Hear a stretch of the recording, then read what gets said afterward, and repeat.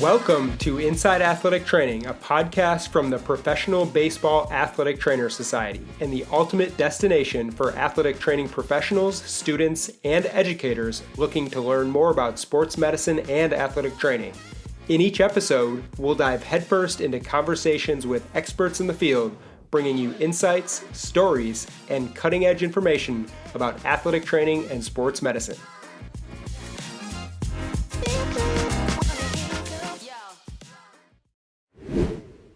On this episode of Inside Athletic Training, we welcome in Vic Scarpone, the minor league medical coordinator for the Los Angeles Dodgers. Enjoy the show.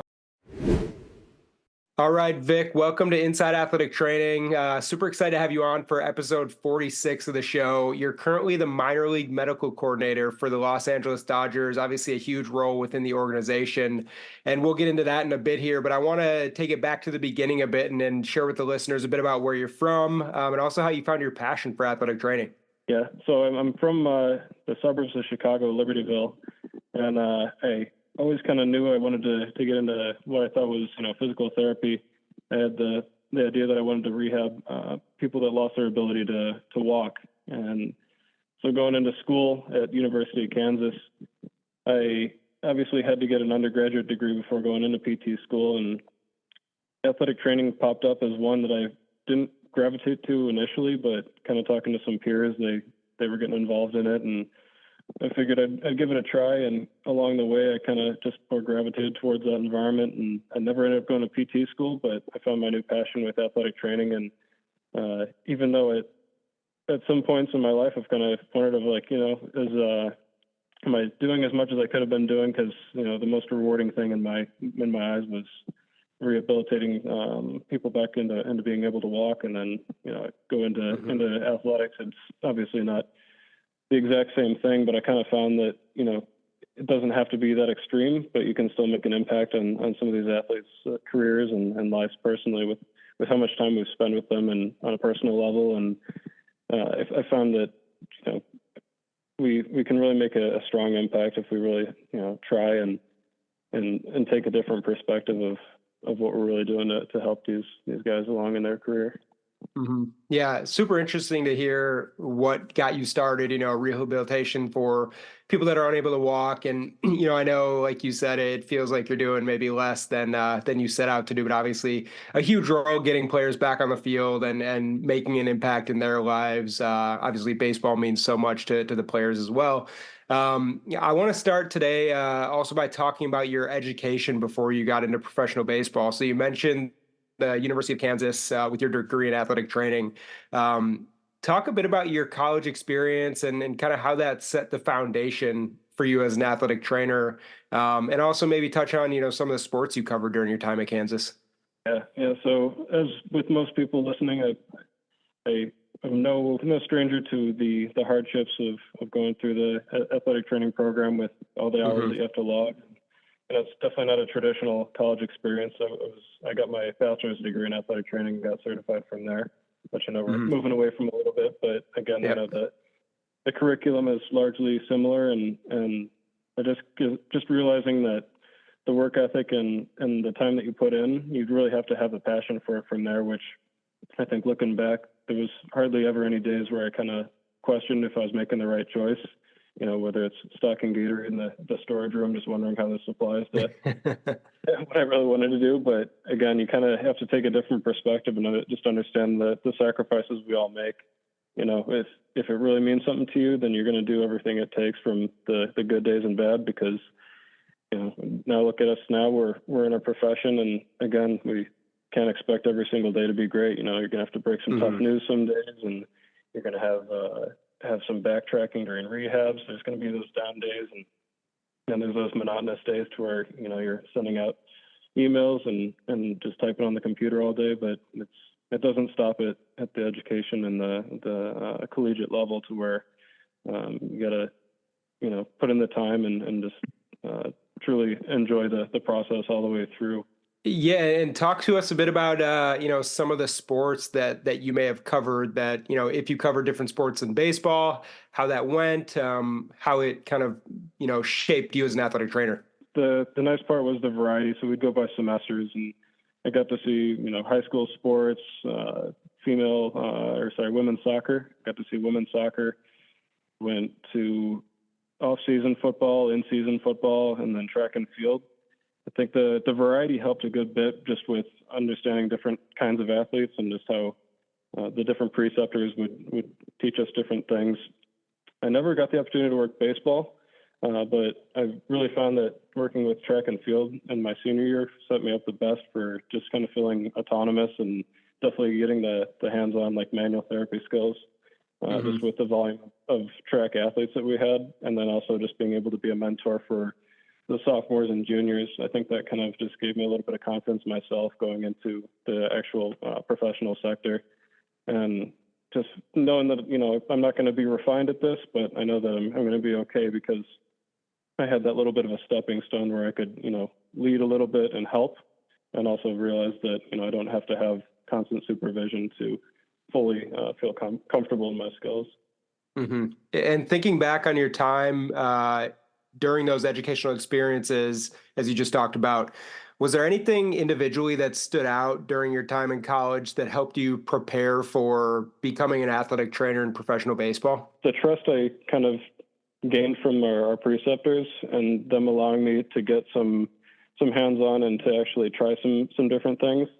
I think just the clinical setting was just the biggest part. Obviously, the curriculum that you learn in the classroom is a great foundation, but actually going to apply that, just personally speaking, which is how I kind of learn best, is to take what I've taken in school, whether it's anatomy or whatever, but to actually apply that now to my thought process and where I'm doing an evaluation on an athlete there. And then being able to, take notes and talk amongst my peers and also with the preceptors and kind of just go around and explain my thought process, and then realizing when you make those mistakes, because again, in college, we aren't the most refined, and that's fine, and that's how we get better. But to make those mistakes and then to have it be a cohesive kind of effort to where we're sitting down and talking like, okay, I missed this. How could I have done this a little bit better? And then going forward, how can I adjust? So just making those mistakes in school where they're controlled mistakes and just being vulnerable and being okay with that, I think was just the biggest thing for me to kind of develop into my professional self. Yeah, that's something, a theme that a lot of your colleagues across the league and people in your position at other clubs have mentioned, is that, in college and the minor leagues at the lower levels with no risk, or not no risk, but less risk than at the big league level, making those mistakes and kind of learning through experience is hugely important. So cool to hear you echo those same statements there. Shifting gears a bit to get into your professional career a bit, you got your start in baseball in 2015 with the Arizona Diamondbacks as an intern. Talk about that experience, and to start, how did you go about landing that internship experience? I know a lot of our listeners are probably looking to break into the game, maybe even this off season. Share a bit about how you got that job and what it was like for you. I think internships are just absolutely one of the biggest helps that I had personally, and I think that a lot of people should definitely not overlook of, whether there's pay or not. I mean, I never got paid for my internships. And so just that part of it, to where you're going out and you're in this different environments, definitely out of your comfort zone. That internship is so important, to just be in that uncomfortable spot and to truly just soak everything in and figure out how you can help where you can. And just, it's almost like a long-term interview, you know what I mean? So the tough part is when we get these resumes, typically around fall time, when, everyone's kind of applying for the next season, it's so tough to go through some of these resumes, and anyone can write down some great stuff, and not to take anything away from them, but it's so hard because how do you differentiate, how would you put yourself on a resume versus someone else and really stand out? The in-person is just so important, to where, okay, I know that you know this stuff, but you've showed me, you've been consistent, with that internship, you've shown up on time, you're spending the time there, you're finding things to do when it seems like you don't have anything to do.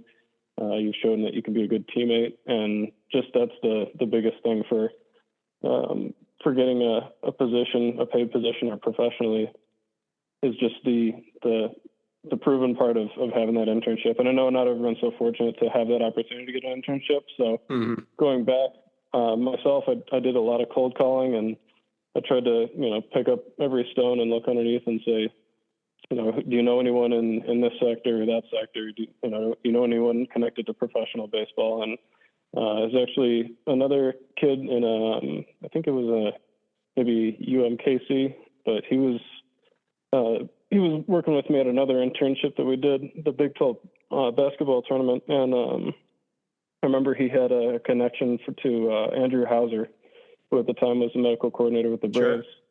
And so he actually happened to be an alumni of University of Kansas. And so there's a little bit of a connection there, but I just sent him a cold email and I'm just going to saw if there was any opportunities, which he had me go through an interview process, which was the Diamondbacks are very good with being thorough on that and really making you think. So I remember I got the opportunity to go out there in June to July, and about 4 weeks. And from there, I think it was, up to me to prove that it was important to me and that I was making every effort to get better. They weren't necessarily looking for, obviously, someone refined and someone who knew everything, back of their hand, but they're looking for someone who just had that hunger for growth, who was going to be, a good teammate and showed just great character qualities. And again, I'm not saying that about myself, but sure. Just I think from the perspective of anyone applying to an internship, I would hope that they understand that the character part of it is just as equally important as it is to be clinically sound. And so, you want to put your best foot forward, but just being open and just listening and also making those adjustments. And just, you'll have different people that'll come into an internship. Some will think that they know everything. Some people won't want to make any mistakes. And truly listen to the mentors that you have there, and just be open and flexible to try and adjust with however you can, and say, what can I do to help? Because even if I don't know how to do this evaluation, I can organize the training room. I'm here to volunteer my time. That's really what it is volunteer your time and not be all take, but to give and provide and figure out how you can help as well. Yeah, that's a great answer and really just awesome insight for anyone looking to break into the game and in athletic training. Obviously, you're, as a minor league coordinator with the Dodgers, you're involved in decisions to hire interns and affiliate athletic trainers and things like that. So it definitely comes with some weight to hear that from you there. I do want to hear more about, working with the D-backs. It's actually something that a lot of our previous guests have done. So many people have come up under Ken Crenshaw, Ryan DePanflo, and just some awesome mentors, like you mentioned before. I'm wondering, what kind of experience you had working with Ken and Ryan and the guys who were in Arizona then, and how that shaped you as a professional. I hadn't seen anything quite like it, and I had a lot of great preceptors at University of Kansas, a lot of great mentors. Just the relationships that they had, just the feeling of togetherness that they had. I mostly worked with Andrew Hauser, Kyle Torgerson, Paul Porter. I know that was kind of my tight-knit group, to where just seeing how they interacted with one another, the level of respect that they had for one another, and trust, to where it was just very welcoming. I never felt like I was in the way there, but it just always felt like they wanted the best out of me, and just a kind of a selflessness, which I think kind of made me realize this is how I want to eventually, at some day, to have that influence on someone else, to where they're the new person coming in the door and they feel welcome from the get-go, and they feel like there's a direction, and they feel like there's a plan for them that's not just on their own, but they have those people that have their back, even when they, might not have the most confidence in themselves. Yeah, and after working with the Diamondbacks, you then went on to land minor league athletic training jobs with the Atlanta Braves. I know you were part of that organization from 2016 to 2018. I'd love to hear more about your time in the minor leagues and talk about how, those first full-time years in the minor leagues really helped you grow as an athletic trainer, as you kind of get tossed in the fire and kind of learn on the fly as your first full-time years of baseball. No, I remember, so I got basically a paid internship with the Braves in my first year. And I remember the salary part of it, I was almost ready to say, the salary is whatever it is. I just want my shot and my foot in the door. Not a great salary at the time, which I knew and I understood that, my dad always told me, if you're if you're good at what you do, you'll make your way up, and that salary will be what you want it to be someday. But the salary piece of it was just something to where I didn't even really consider it. I knew I'd be taken care of, and I knew that I was just trying to set myself up for the future. And you think about just the different parts of professional baseball that we sometimes take for granted. Just, they'll put us up in living. They have our food provided, and really the expenses and that part of it, and just made me a bit more comfortable to where I know everyone comes from different positions where they have to pay for their schooling and different parts of that nature, which everyone deals with that on their own. But the money piece of it, I think, was something that I was willing to look past. And in those early stages of my career was basically being thrown into the fire because we had just myself and the medical coordinator at the time to work with 2 dozen rehabs down at the Florida complex.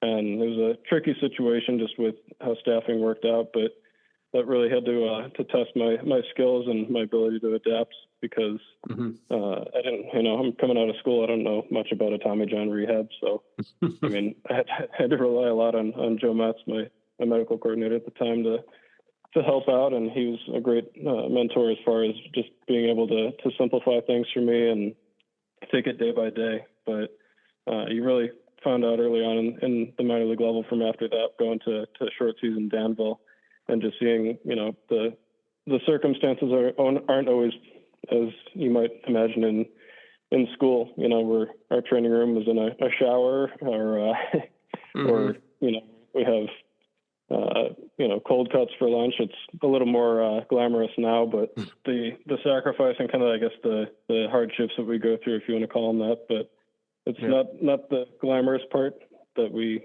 really look forward to, but it's kind of something that shapes us to where if you can make it work in that environment and you look at all the different backgrounds. I mean, I'm relatively new to professional baseball compared to some of my peers, but just the things they've gone through and going through the minor league level and just being able to make that work once you get up to the major league level. I mean, there's different challenges on their own as far as that goes, but you kind of, as far as your clinical skills go, at least, if you can work with your hands and get some effective results there, then pretty much set for the future when things get a little easier. And speaking of things getting a little easier or more difficult or busy for you, after your time with the Braves, you did move on to your current role with the Dodgers as a minor league medical coordinator.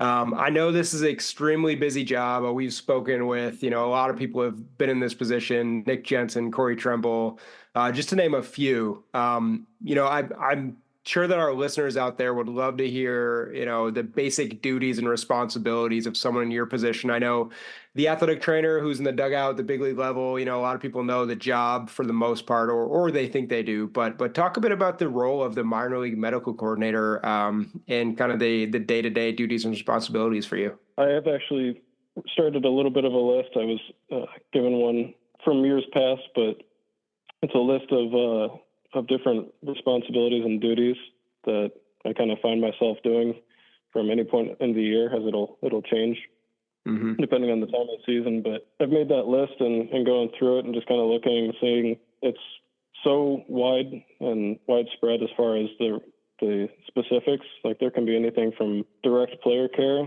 to it could be something totally that doesn't even seem like it's athletic training related. But the big adjustment was realizing that there's people that are counting on me to help them out and to help guide them to, the best solution, and also trying to get the correct information from the whole group. Because if you look at it from the standpoint of if you're, let's say you're an athletic training student in college and you go into the training room and you're working with men's soccer, let's say, and there happens to be some track athletes in there and some, let's say basketball as well, but there's a variety of different players in there. So being able to understand why each player is in there, what their situation is, what their time frame is, how they're trending, and kind of just knowing the ins and outs. So I would say overall, my job is to kind of know what the situation is with each of our of our players from the rookie affiliate all the way up to AAA, and just knowing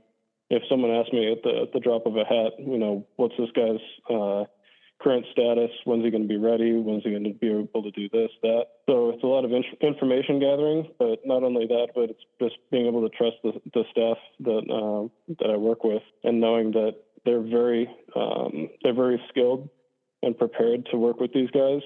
And really all I need to do is just get that information. I'll help when needed, but it's just being able to trust them and know that I don't have to micromanage necessarily, but you just get that information that is needed, and then kind of from there, if we're talking about player care, just making sure that plan is set in place and that we're all kind of moving in the right direction. Not only that, but then on the development side, where we have, like I said, the staff that kind of relies on me to be that mentor that I mentioned in previous times.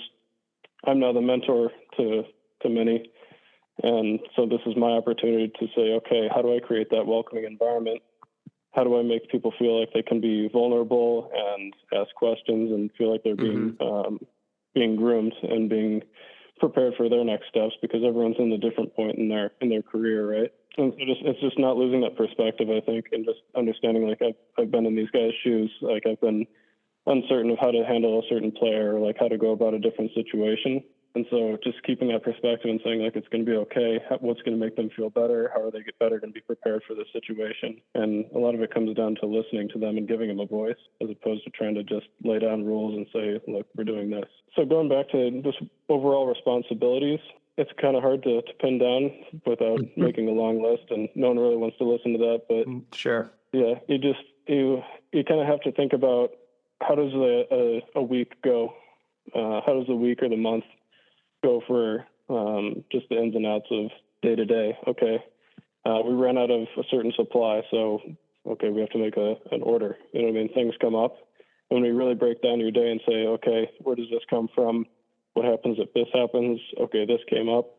This guy needs imaging, whatever. A good part of that is just me overseeing and helping when needed. So if someone needs to see the doctor and I need to facilitate that, I can do that. But in the end, it's really just relying on the group as a whole to kind of help with, because I can't be everywhere at once. Sure. So as long as we kind of have that relationship with everyone to where they bring things to me, I'll bring things to them, and it's just a continuous loop of being able to help each other out when needed. Yeah, and obviously a super busy time coming up here for you is spring training, being in Arizona with everybody on staff, all the players, developmental guys, and also big leaguers.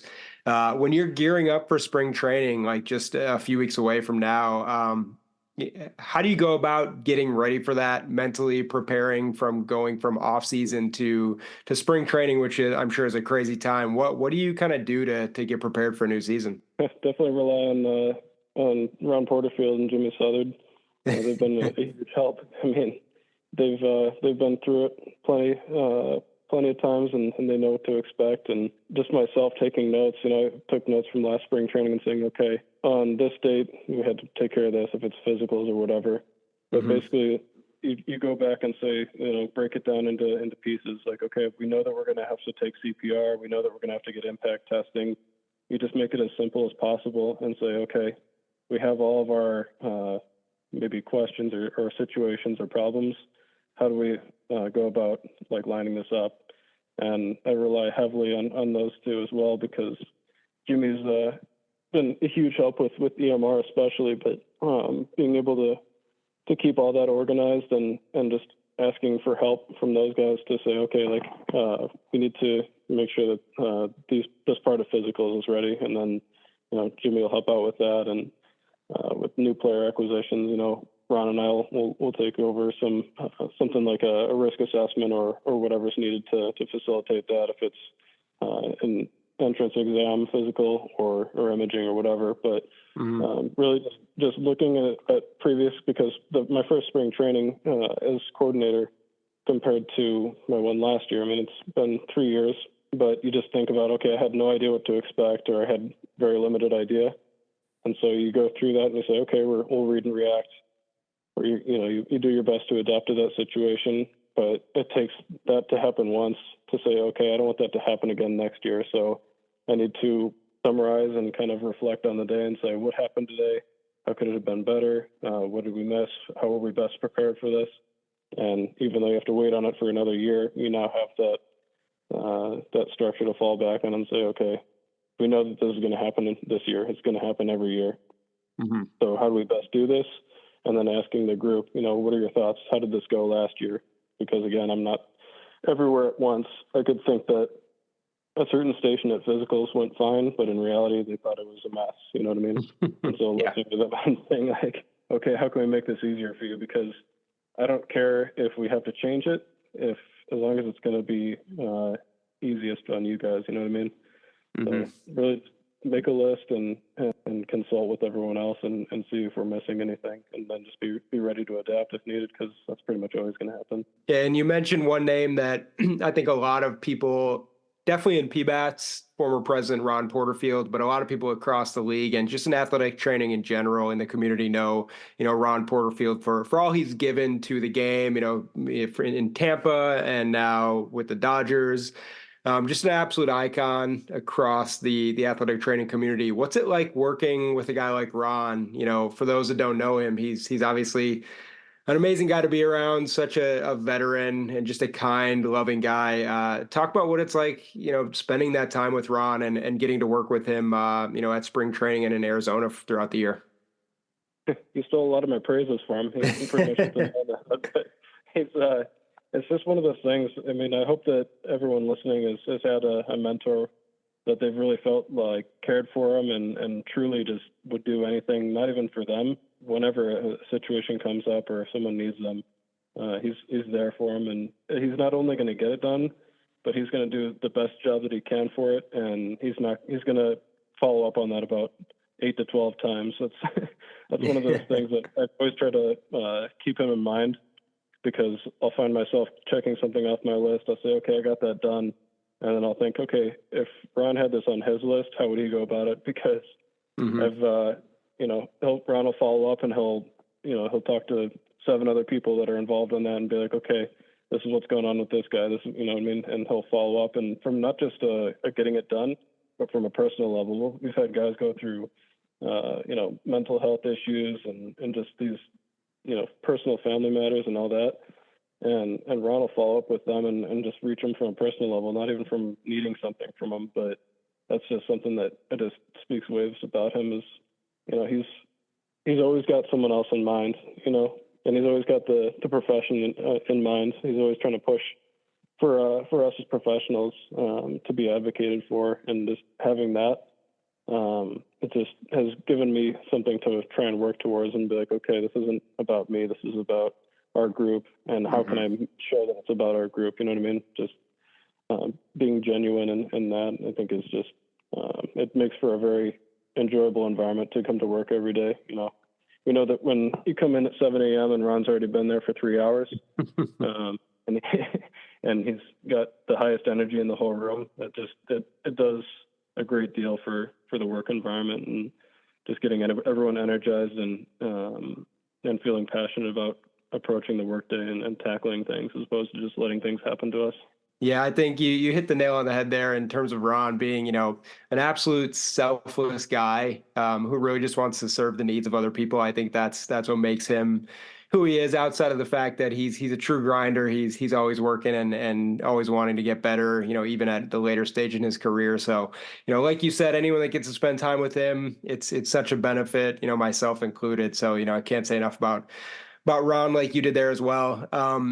Shifting gears a bit, I know you communicate up to Ron as he kind of leads the department there. I talked with a lot of coordinators over the course of doing this show, and communication is one skill and characteristic that they say is absolutely essential for someone in the minor league medical coordinator role. I'd love to get your thoughts on that. Communication down to, a rookie ball athletic trainer, to the DR, to the Arizona League, and all the way up to Ron at the top and to the front office. Talk about how that communication and those skills are so important for someone in your position. It really comes down to knowing your audience, and that doesn't just involve who's there or who you're talking to, but understanding what they would need to know. And when you have that attention span, I mean, have to understand we have some very smart people we work with.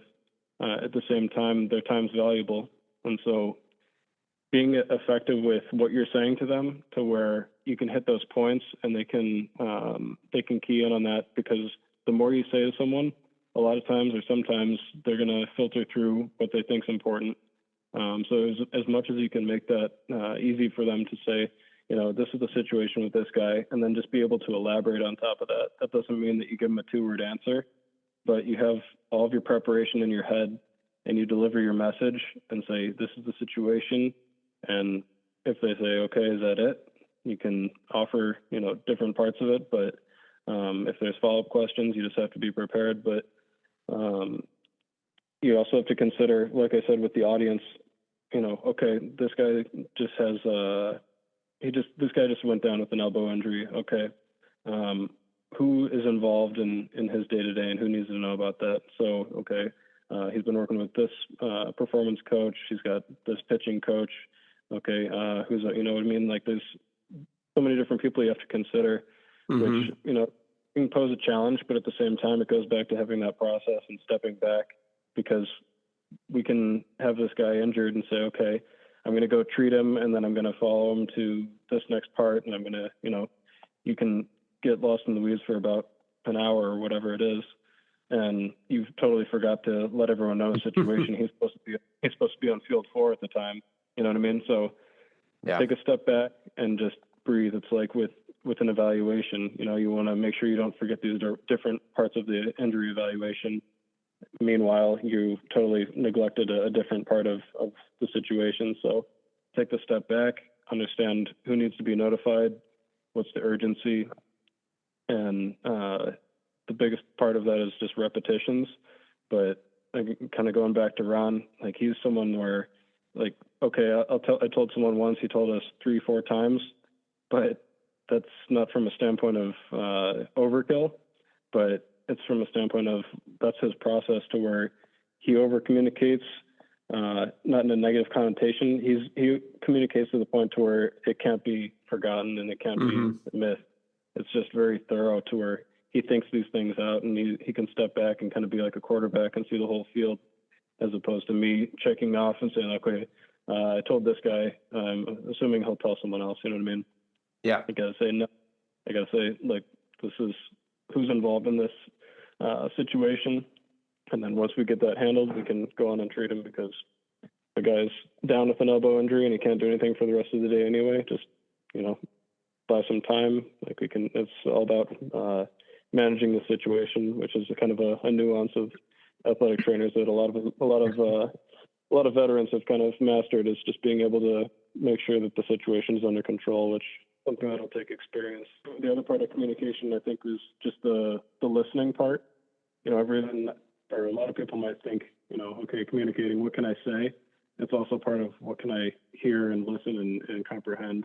So a lot of times you can't give a clear message if you haven't gotten all the right information, and it's not waiting until it's your turn to talk, but it's making sure that the other person has had the chance to share what's going on with them, or what they've seen, or what information they can provide for you as well. Yeah, that's a great thing to say there, is there's two sides of communicating. One's listening, one's getting the word out that you need to.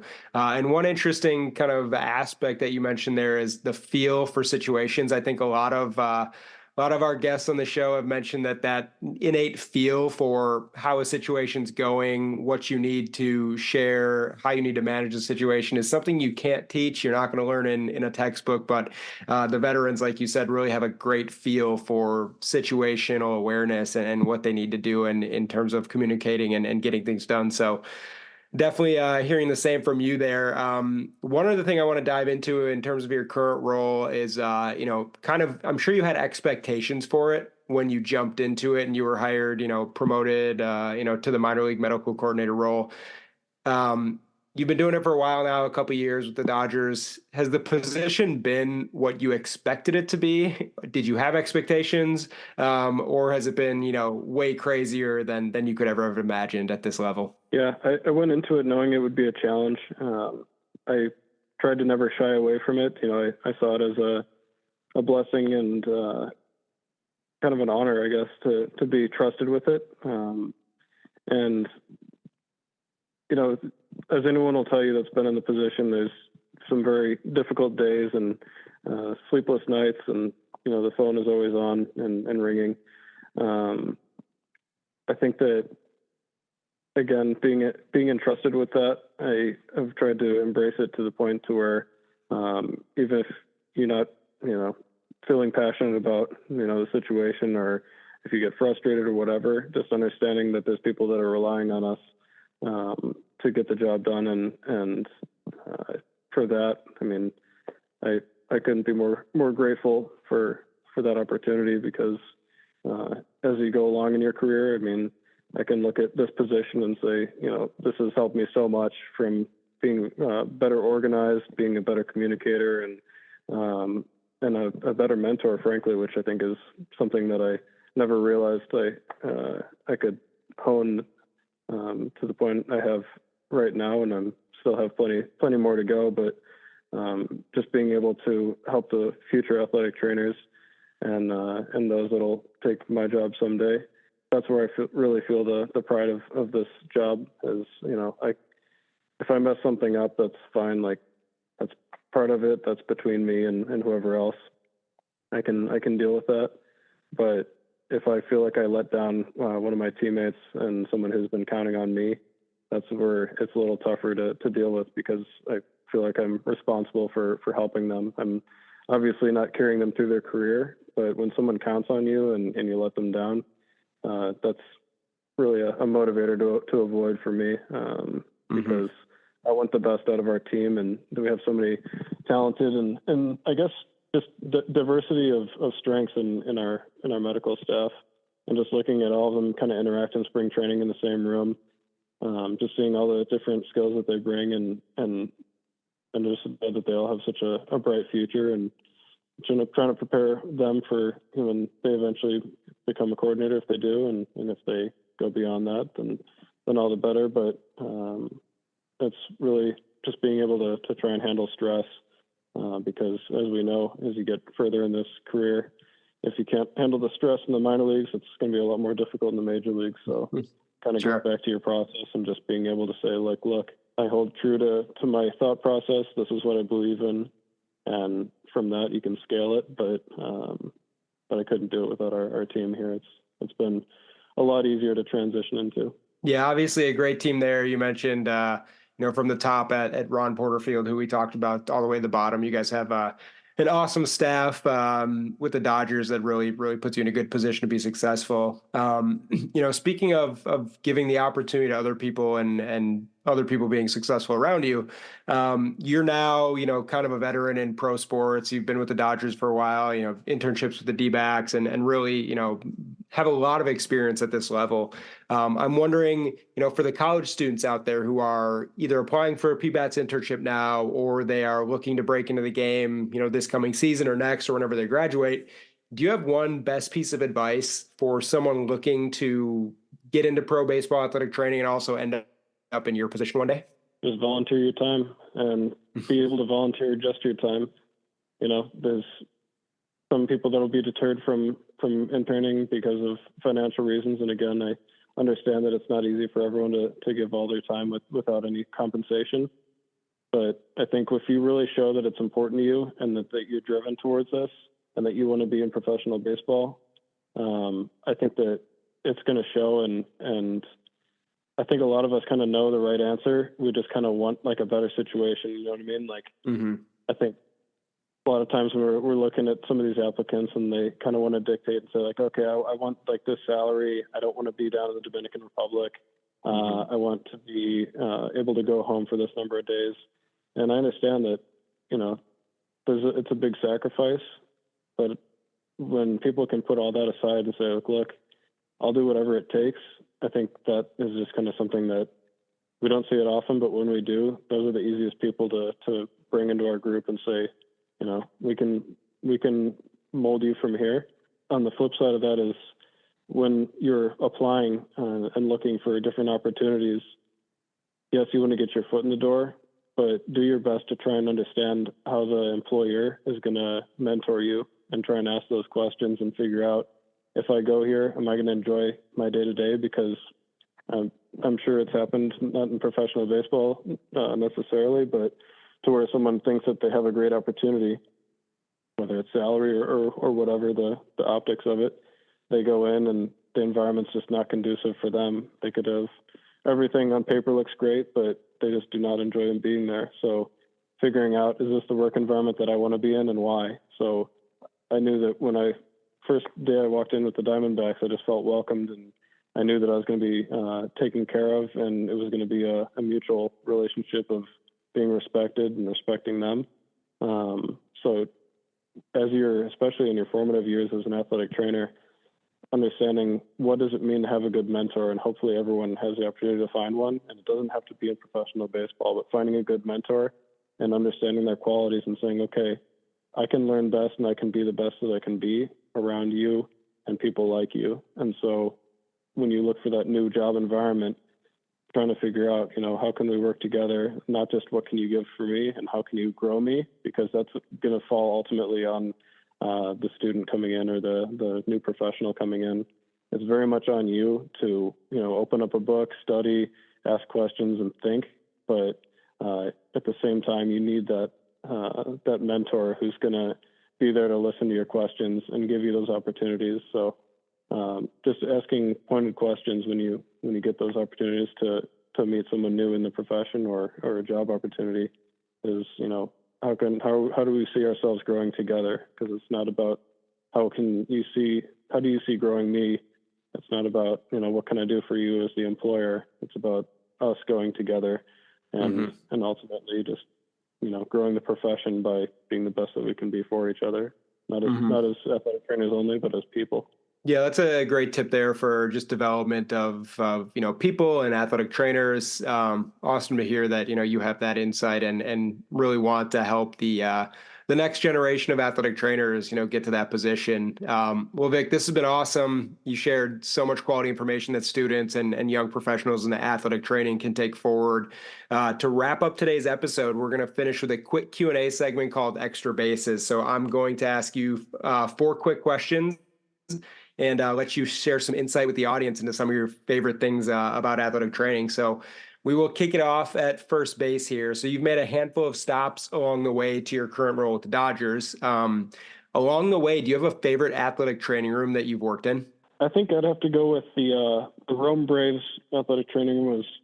Was not only the first full season gig, but just the amount of space we had in there and vicinity to the weight room and the clubhouse of just everyone was all together and great team there in general. But I just remember having my own office, and I remember sitting down and looking through the plexiglass window and being able to see the training room. And I kind of was like, I feel like I've kind of made it. Yeah.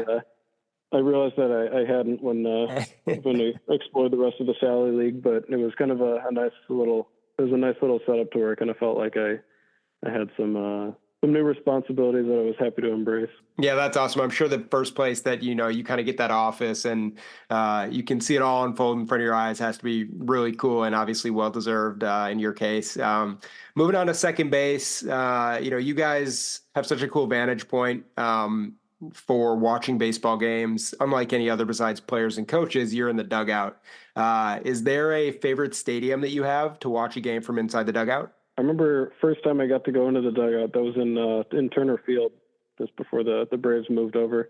But I remember Andrew and I went into the dugout and watched the game from there. And same thing, it's not necessarily starstruck, but it was kind of one of those moments where you felt like you were even more part of the team and just part of something special. And very very kind of him to offer that, and just the conversations we'd have on the bench there, and just kind of seeing what you used to watch on TV, as most people say you watch it on TV and then you're there in person, but just the more of the feeling of being supported and being hopefully back there again someday was special to me. Yeah, for sure. And moving on to third base, again, much like traveling to different dugouts, different training rooms, you guys also travel to a ton of cities. So do you have a favorite city to visit when you're on the road? I'm going to make a hot take here. Just this past summer, no one is, I guarantee you on this podcast, no one's ever going to say this, I don't think, and not to badmouth the city, but Visalia, California.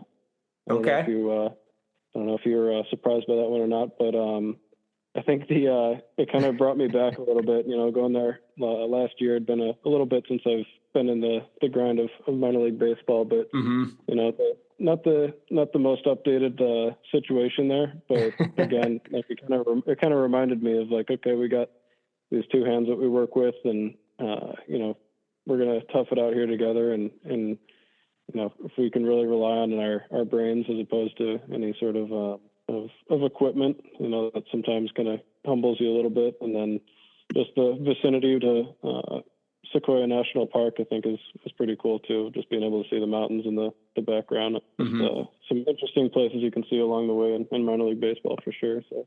Yeah, no, that's an answer I can assure you we have not heard yet on the podcast, but I think there's a, great reason behind it, and it means something to you, which is really cool to hear, and quite different than the normal, Chicago or Boston or anything like that. So it's really cool to hear that. Moving on to home plate for the last question today. A lot of you guys get thrown into the fire. You have some crazy moments along the way in your first couple of years in professional baseball athletic training. At any time in your career, you mentioned being in the Rome Braves athletic training room, feeling like you made it. Did you ever have a true welcome to pro ball moment so far? In a good way or a bad way? Yeah, either way. Could be good, could be bad. What really stuck out to you in terms of like, wow, I'm here and this is what I do now? Well, speaking more recently, my first year as coordinator, I remember my phone going off probably about a dozen times in a row with a few different injuries happening, and I had to send all those along and make sure everyone was informed. And I just remember feeling like, man, is this my fault? I was like, I hate to be the bearer of bad news, but that's, part of the job. And, no one wants to get that many texts about injured guys, but again, thankfully with the teammates I have here, they supported me and said, look, that's part of the game. Guys are going to get hurt. And it's not about, what happens necessarily. Sometimes it is, but it's not about what happens, but, how you react to it and what you do about it, because, they put me in this position to find the solution. And so from there, it's, how can we make it better and what's our plan? And I think that's more powerful. But I think that was a kind of a scary moment and something where you just kind of felt beat down and dejected, but just knowing that we have a supportive group, not just from the athletic training staff, but, coaches and front office all the way up and down here, just being supportive and knowing that we'll find a solution together. Yeah, definitely have a great team over there that's going to help you get through anything. Again, I mentioned Ron Porterfield as the leader over there, and just I honestly can't think of anyone better to lead a group.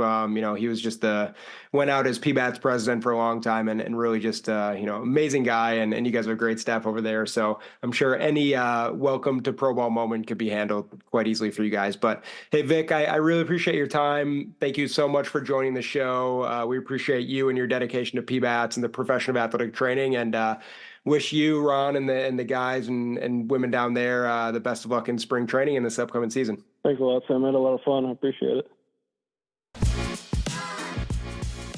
Thank you for joining us on this episode of Inside Athletic Training. We hope you've gained valuable insights, inspiration, and knowledge to fuel your athletic training journey. If you enjoyed today's show, don't forget to subscribe, rate, and review on your favorite platform. And also, stay connected with us on pbats.com for more news about athletic training and sports medicine.